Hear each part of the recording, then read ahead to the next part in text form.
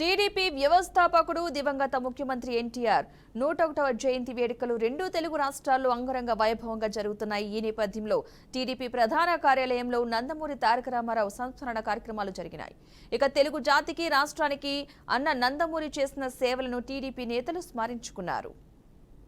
TDP వ్యవస్థాపకుడు దివంగత ముఖ్యమంత్రి ఎన్టీఆర్ 101వ జయంతి వేడుకలు రెండు తెలుగు రాష్ట్రాల్లో అంగరంగ వైభవంగా జరుగుతున్నాయి. ఈ నేపథ్యంలో టీడీపీ ప్రధాన కార్యాలయంలో నందమూరి తారక రామారావు సంస్మరణ కార్యక్రమం జరిగింది. తెలుగు జాతికి రాష్ట్రానికి అన్న నందమూరి చేసిన సేవలను టీడీపీ నేతలు స్మరించుకున్నారు. గెలిపించాలని ఒక బలమైన నినాదంతో మరి ఎన్నికలు జరిగినాయి. రేపు 4వ తారీఖు బహుశా ఈ సమయానికి ఈ తెరలన్నీ కూడా పోతాయి. ఖచ్చితంగా పచ్చ జెండా మళ్ళీ సెక్రటేరియట్ బ్లాక్ 1 మీద ఎగరేస్తాం.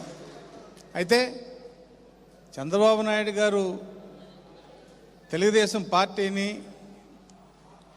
రాష్ట్రాన్ని అభివృద్ధి చేయటం ఒక పక్కన, అసలు తెలుగుకి వెలుగు తెచ్చింది ఎన్టీఆర్. మనందరం మద్రాసి అనేవాళ్ళు. 1970, 80 ఆ ప్రాంతంలో ఆటో ఎక్కితే ఎవరికి హిందీ రాదు, తెలుగు రాదు, అంతా హిందీ అక్కడ. అటువంటిది ఎప్పుడైతే 83లో ఈ ప్రపంచం వచ్చిందో, హైదరాబాద్లో జరిగిన మార్పులన్నీ మీకు తెలుసు. ఆ మహానుభావుడు పుట్టినరోజు సందర్భంగా ఈరోజు మన అందరం కూడా ఆయన ఆలోచనల్ని, ఆయన స్ఫూర్తిని ముందు తీసుకొని ముందుకెళ్ళాలి. అదేవిధంగా చంద్రబాబు నాయుడు గారు మరి పార్టీ అధ్యక్షుడిగా, ముఖ్యమంత్రిగా మరి 9 సంవత్సరాలు ఉమ్మడి ఆంధ్రప్రదేశ్కి ఆ కార్యక్రమాలన్నీ ముందుకు తీసుకుపోవటం, రాష్ట్ర విభజన తర్వాత కూడా మళ్ళీ 5 సంవత్సరాలు అదే అభివృద్ధి సంక్షేమ కార్యక్రమాల్లో ముందుకెళ్ళటం.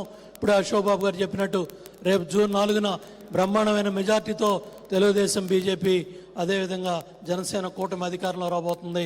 మళ్ళీ చంద్రబాబు గారి నాయకత్వంలో ఏదైతే ఎన్టీ రామారావు గారు ఏదైతే చేసిన అభివృద్ధి సంక్షేమ కార్యక్రమాల్ని బ్రహ్మాండంగా ముందుకు తీసుకెళ్ళడానికి మనందరం కూడా పునరంకితం అవ్వాలని, ఆ మహానుభావుడి జీవిత చరిత్రని మనం ప్రతి ఒక్కళ్ళు కూడా మననం చేసుకుంటూ ఆయన అడుగుజాడల్లో ముందుకెళ్లాలని, ఆయన స్ఫూర్తిని కొనసాగించాలని మరి ప్రతి ఒక్కళ్ళు కూడా ధన్యవాదాలు తెలియజేసుకుంటూ సెలవు తీసుకున్నాను. ఈరోజు ఈ పార్టీ స్థాపించి 42 ఏళ్ళు అవుతా ఉంది. ఆ మహానుభావుడు తెలుగుదేశం పార్టీని స్థాపించి ఉండకపోతే ఆంధ్రప్రదేశ్ రాష్ట్రం చరిత్రలో ఏ విధంగా ఉండుండేది, తెలుగువాడి చరిత్ర ఏ విధంగా అప్పటి వరకు ఏ విధంగా